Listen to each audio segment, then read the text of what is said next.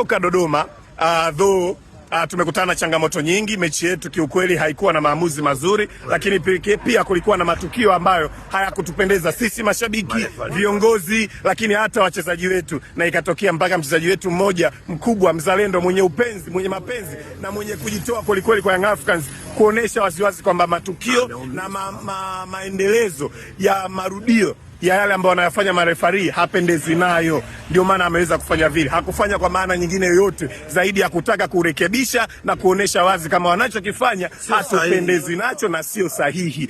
Hivyo basi ombi langu na wasii kwa manufaa ya mpira wetu, kwa viongozi wa soka, sawa, hii ni kwa viongozi wa soka na kwa mamlaka zote. Tunaomba ligi yetu ilikuwa kwenye nafasi nzuri, wawekezaji waliipambania, viongozi waliipambania hii ligi, lakini pia wachezaji wanaipambania na kujitoa, ndio maana wanaumia, na hata mashabiki wanaipambania hii ligi. Ifike wakati muipe thamani ambayo inastahili. Vitendo hivi vya hovyo vinavyoendelea kufanyika kwenye ligi yetu, vya kila siku, vya kujirudia tena kwa waamuzi wale havijengi, vinaharibu soka wetu.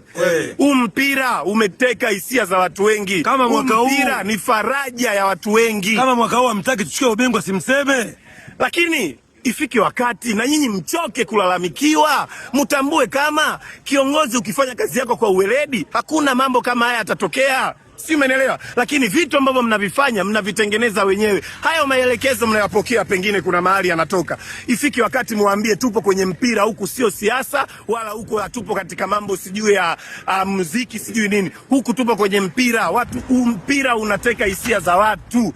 Tuache double standard, haifai. Mwacheni mwenye uwezo, mwacheni aliyojipanga, mwacheni ambaye amewekeza apate kile anachostahili.